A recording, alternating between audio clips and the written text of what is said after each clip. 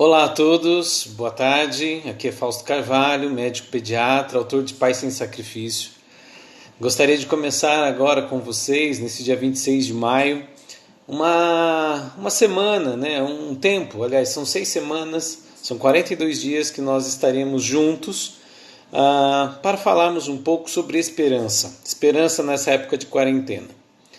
Para quem não me conhece, eu sou médico pediatra, moro na cidade de Itaí, sou natural de Assis. Hoje é 26 de maio, seria o aniversário de 47 anos do casamento dos meus pais. Infelizmente comemoramos até 45 anos. Há pouco menos de 2 anos meu pai faleceu.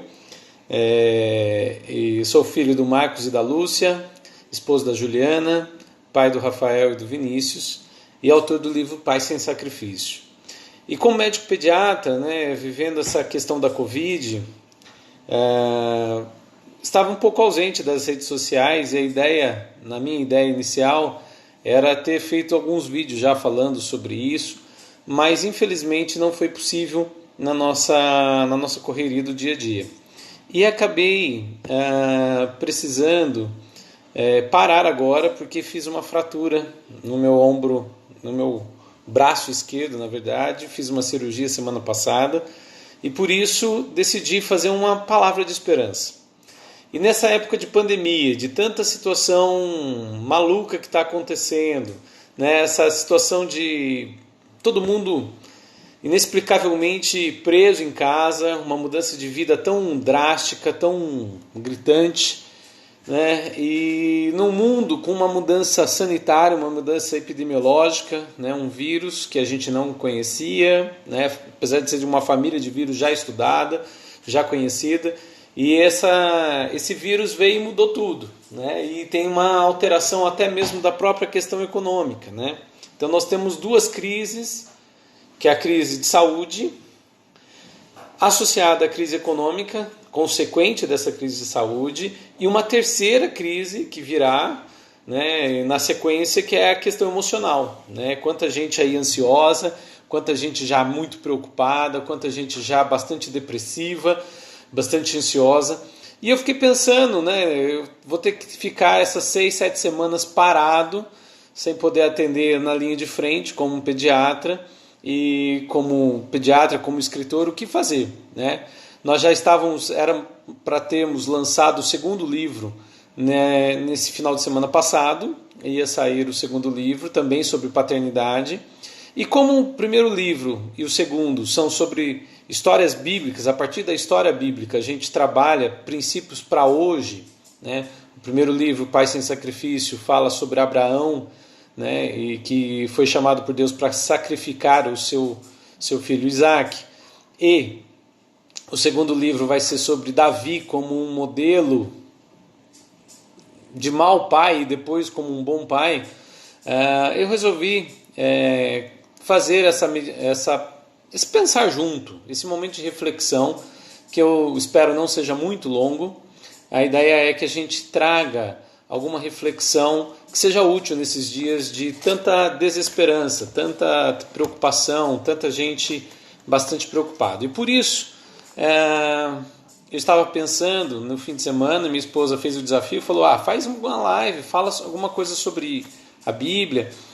E também ouvi numa outra live do pastor da nossa igreja, Zé Ramiro, e o padre João Marcos, que foi padre aqui muito tempo em Itaí, um amigo, o Afonso, ele fez uma pergunta, puxa, aí agora, o que nós vamos fazer com essa situação de 2 crises juntas, uma crise econômica e uma crise sanitária juntas? E daí eu fui pensar, e aquela noite veio muito claro o meu coração de falar sobre Jó.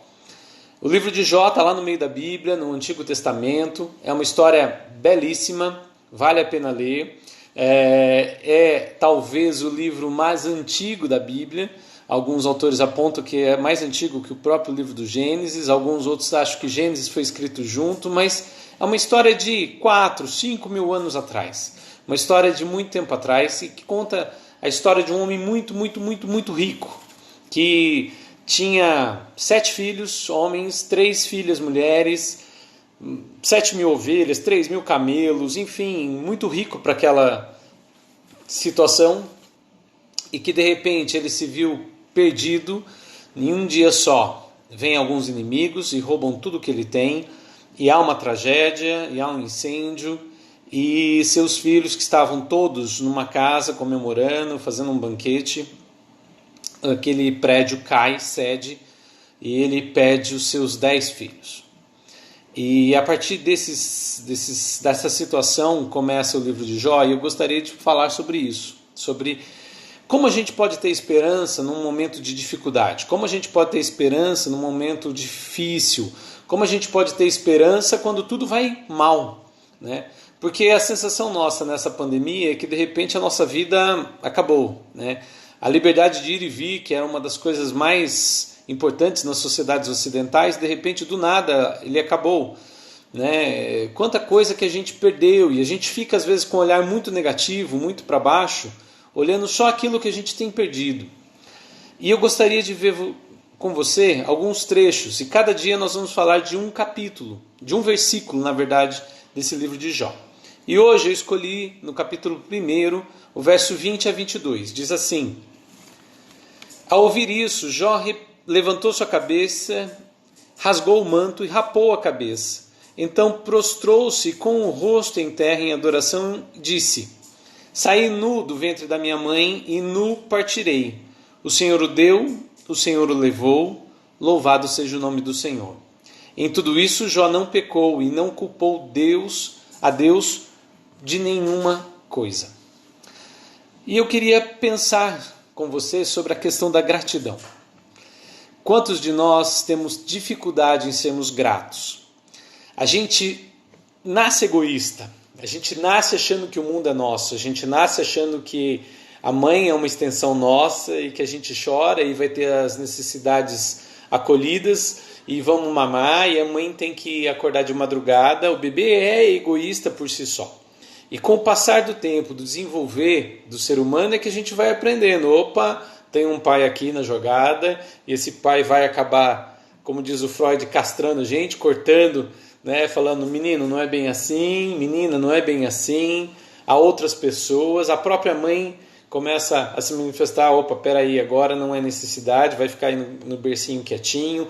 Enfim, no desenvolvimento nosso como ser humano, a gente vai aprendendo que existem outras pessoas e que existem relacionamentos e que existe a família, e depois a família vai ter a escola, os amigos. Mas a gente tem um sentimento de que tudo isso é nosso. A gente diz, a minha cidade, a minha família, os meus filhos, os meus pais. A gente tem essa possessão, essa sensação de que a gente é dono de tudo.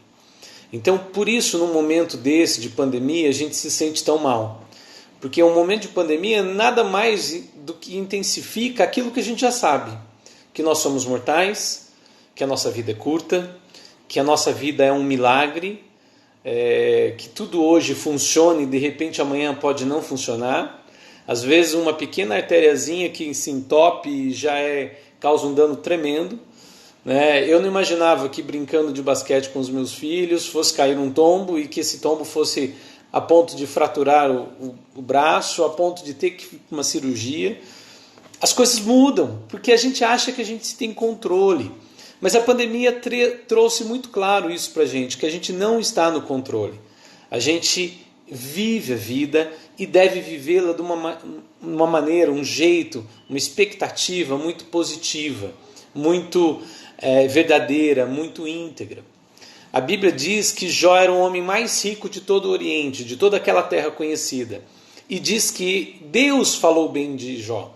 Deus bendisse Jó, falando, olha como ele é íntegro. E quando isso acontece, que ele tem a sensação, perdeu os seus bens, foi roubado, perdeu toda a criação que ele tinha, todo o seu esteio financeiro, e de repente, num acidente, ele perde 10 filhos, ele tem essa atitude maravilhosa de gratidão. É interessante, eu como pediatra, a situação mais complicada que eu tenho é de comunicar a morte de uma criança. É a situação que eu menos gosto de todas, e infelizmente nesses 21 anos de profissão, quase 22, vivenciando, trabalhando em UTI neonatal, em UTI pediátrica, em pronto-socorro, já tive muitas vezes que dar notícia para as mães que seus filhos morreram. E eu falo que não tem dinheiro nenhum que pague isso. Eu acabei de ver aí que o Ricardo entrou, o Ricardo Marstelli é meu colega de residência, o Afonso. Afonso, acabei de falar de você, que você me provocou a pensar em Jó, na crise financeira e na crise econômica juntos, né? Saúde e economia juntos. Enfim, todos que estão entrando, muito obrigado. Zé Ramiro, Danilo, Andréia Móbio, muita gente aí entrando. E eu gostaria de pensar nisso. Quando a gente é pediatra, a gente tem uma dificuldade tremenda de comunicar à mãe que ela perdeu um filho. É uma tragédia tremenda. Jó tinha perdido todo o seu sustento, toda a sua riqueza. Então perdeu o sustento, perdeu riqueza, perdeu economia e perdeu os 10 filhos em um dia, em uma situação. É uma dor muito grande. A gente já tem vivenciado, tive um colega de faculdade, não da minha turma, mas de 2 turmas antes, um veterano nosso que morreu pela Covid, há poucos dias atrás, há 10, 12 dias atrás. Já atendi pacientes que estão tendo sintomas, crianças tendo sintomas, porque perderam os avós, né, pela Covid. Então, a situação é crítica. Mas Jó tinha uma situação muito mais crítica, muito mais grave. Ele perdeu toda essa economia, ele perdeu todo a sua relação familiar, ele tinha perdido toda a sua base. E nessa situação de perda absurda, ele fica triste, ele mostra isso através do raspar a cabeça, né? Perder todos os seus pelos, que para o oriental era uma coisa assim, sinal de muita vergonha, de muita dor, rasgar sua roupa. Ele coloca a sua cabeça no pó. E quando você acha que ele vai desesperado chorar, ele diz uma frase que é de uma grandeza absurda. Nu saí do ventre da minha mãe e nu eu voltarei. O Senhor deu, o Senhor tomou, louvado seja o nome do Senhor. Eu gostaria de desafiar você a ver essa pandemia com os olhos da gratidão. Gratidão porque nunca na história da humanidade houve tanto progresso científico, tanta busca pela cura de uma doença. Gratidão porque nós vivemos numa fase que nós temos condições tecnológicas de estarmos em contato. Eu aqui com o braço quebrado, numa situação de pandemia sem essa tecnologia, não estaria falando com você, não estaria falando com a minha mãe que está a quilômetros de distância, não estaria falando com tantos amigos. Gratidão por Deus permitir que nós atravessássemos essa fase difícil com saúde, né? Claro que alguns vão sofrer, alguns vão perder seus entes queridos, e isso vai ser muito doído. É claro que muitos perderam seus empregos, perderam o seu sustento, como Jó perdeu, mas pense, né? A cada dia que você teve na vida, a cada pessoa que você conheceu, a cada relacionamento que você construiu, tudo isso, veja isso com os olhos da gratidão. Gratidão porque Deus permitiu que isso acontecesse, gratidão por você ter vivenciado tudo isso, e tudo isso é legado. É uma coisa que não tem volta, é uma coisa construída, que foi bênção de Deus e foi presente. Claro que a gente se preocupa com o dia de amanhã, claro que as dúvidas às vezes vêm ao coração, mas eu queria desafiar você a ter esse olhar de gratidão. Jó tinha perdido 10 filhos, tinha perdido todo o seu rebanho, um prejuízo imensurável, emocional, financeiro, econômico. Ele vai entrar numa crise muito séria e nós vamos cada dia falar um pouquinho dessa crise, mas a primeira coisa foi não negar a realidade. Ele aceitou a realidade, ele viu a realidade, ele sofre a realidade, ele chora, ele raspa a sua cabeça, ele rasga o seu manto, ele sofre com a realidade, mas ele tem gratidão por tudo que Deus tinha permitido até ali ele ter vivido. Gratidão porque ele tinha vivenciado aqueles anos com seus filhos. Gratidão por ter a possibilidade de continuar vivo. E eu gostaria de desafiar você a ter um momento de gratidão. Que você pense sobre isso. Hoje nós tivemos um problema técnico, então estamos fazendo aqui direto no Instagram e logo em seguida colocarei no Facebook. A ideia é, a partir de amanhã, estar nos 2 ao vivo. A live vai ficar salva e a nossa ideia é também colocarmos no YouTube. Se faz sentido para você, que você possa acessar e compartilhar. E pense conosco, que cada dia a gente partilhe uma ideia sobre esse texto brilhante que é a história de Jó. Hoje nós falamos sobre gratidão. Sermos gratos mesmo no momento da perda, mesmo no momento da dificuldade, mesmo no momento da dor. Que você pense nisso, seja grato a Deus, agradeça por cada segundo da sua vida. Eu queria te convidar a fazer isso em nome de Jesus. Que Deus te abençoe. Um abraço.